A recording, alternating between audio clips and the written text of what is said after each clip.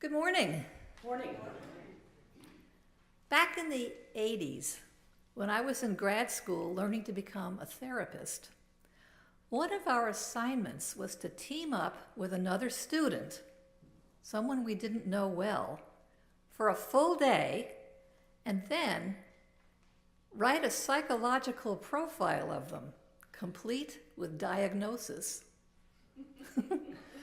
My partner and I went to a grocery store and picked up ingredients for making sandwiches to eat at her house.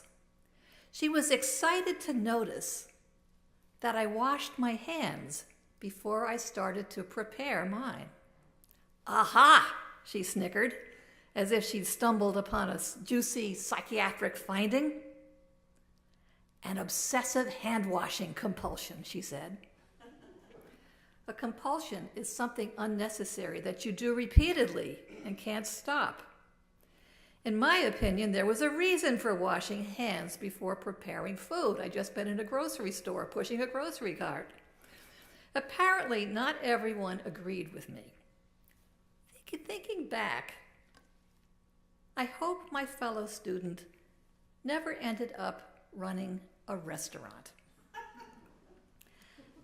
That came to mind when I read today's gospel lesson.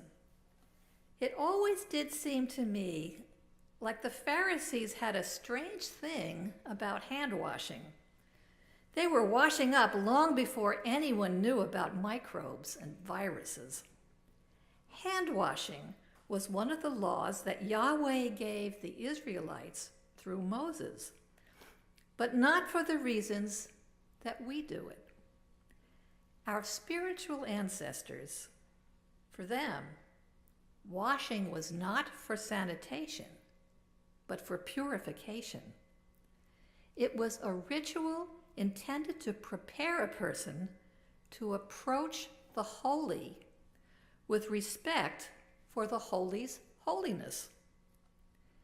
I realized as I started meditating on these passages that, not unlike my fellow student, I had been doing some inner snickering about what the Pharisees' hand-washing thing was really all about.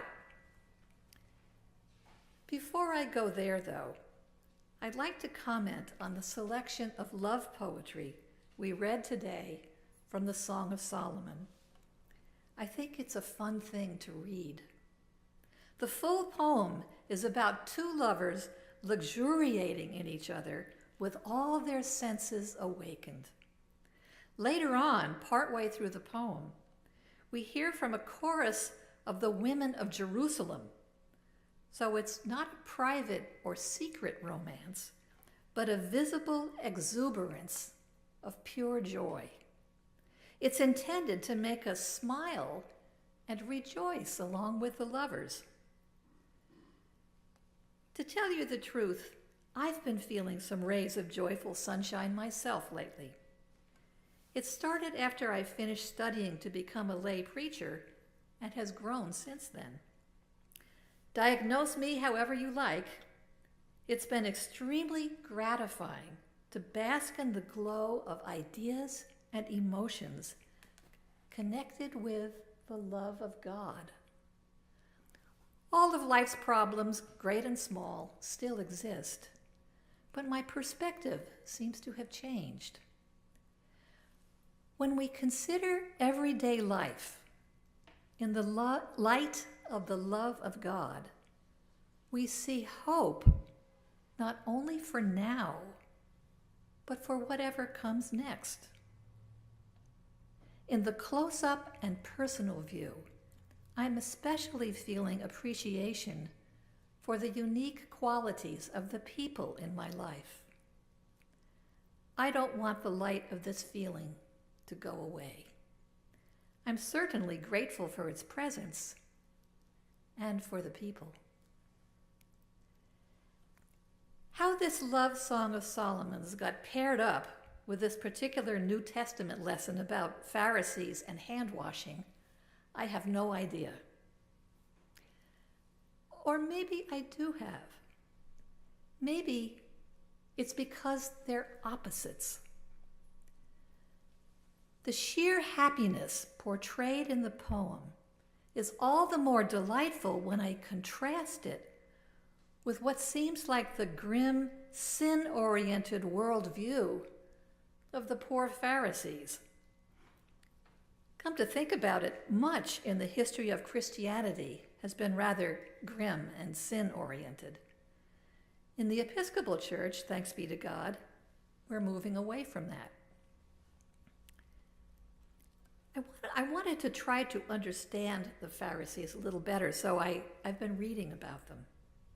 They rose as a kind of Jewish theological and political party about 200 years before Christ. Not all Pharisees agreed on everything.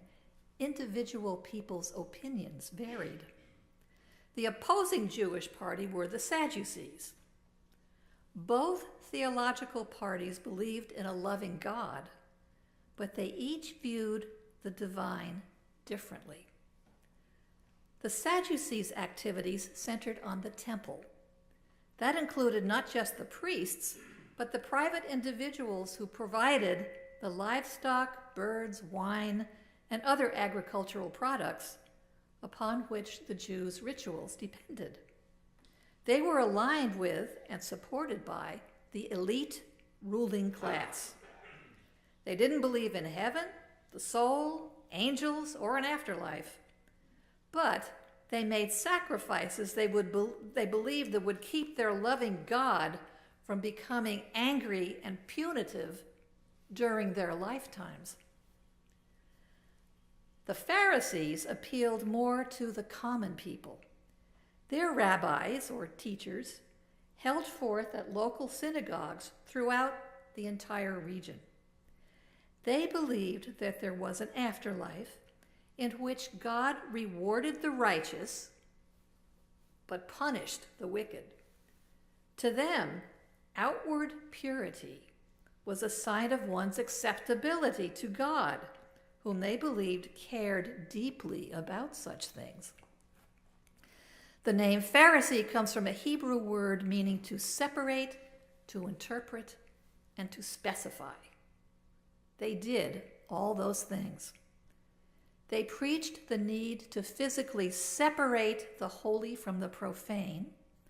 Their interpretation of the law given to Moses focused on issues of purity in the Torah. And they specified down to the last fine point precisely what they thought one should and should not do to be pleasing to God. They arrived at these conclusions through decades of discussions by the intellectual leaders among them. This aligned with an oral tradition that traveled as a kind of sidecar to the original commandments. The laws of Moses were extremely important to the Hebrew people. They were a gift of love from their divinity. The Lord told Moses, "Watch yourselves closely so you never forget them. Pass them along from generation to generation." And he added this caveat: "You must neither add anything to what I command you, nor take anything away from it."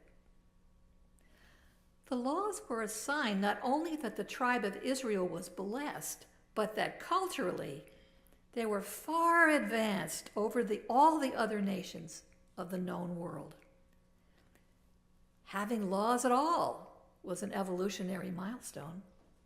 Many other nations had laws too, but the Hebrews had more than anyone else. Mosaic law, they believed, was therefore the best in the world. This pride was intensely important to a large tribe of related people who had been repeatedly conquered by waves of bloodthirsty outsiders.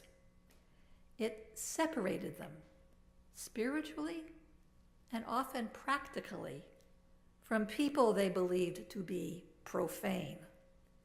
It kept them intact as a distinct people.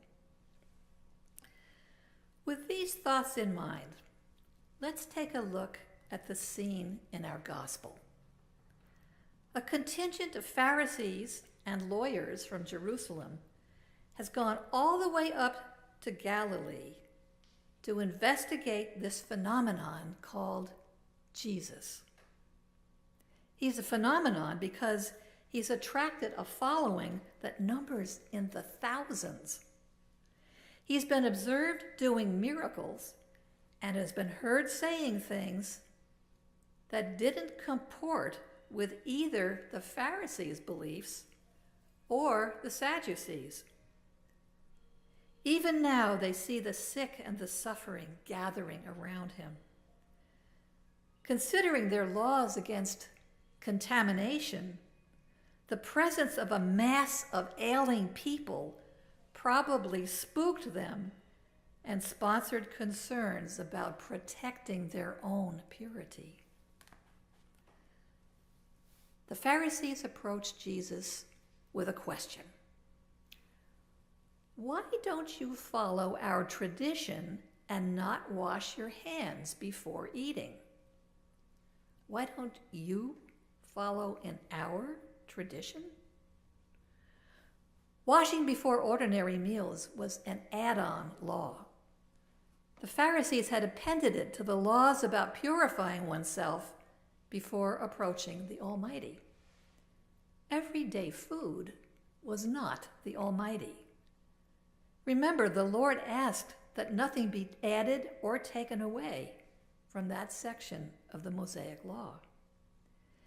In effect, the Pharisees seemed to be standing in judgment of God himself, implying that God was impure. How upside down is that? The verses immediately after the one that Jesus cites from Isaiah actually say, you turn things upside down. Shall the potter be regarded as the clay? Shall the thing formed say of the one who formed it, he has no understanding? Clearly, the poor Pharisees had no clue what they were really asking or whom they were asking it to. So to bring us into the present, how do we approach the holy? The washing at our baptism brought us into the family of God and symbolically purified us. Baptism only happens once in our lives because we remain in the family forever. As family members, we're approaching God, our loving parent, all the time. We can take great comfort from that.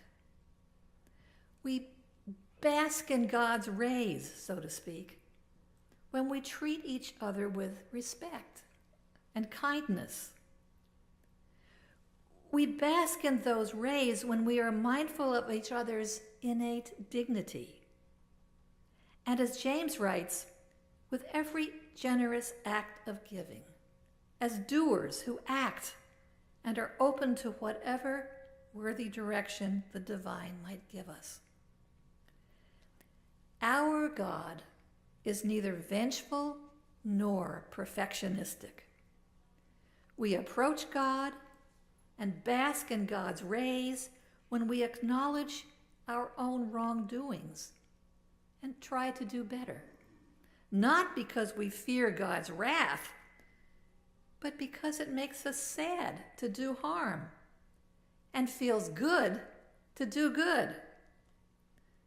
Recognizing that none of us is perfect, we forgive ourselves and each other as God forgives us. How do we approach the holy then? How about, like the lovers in the Song of Solomon, filled to the brim and overflowing with delight? Amen.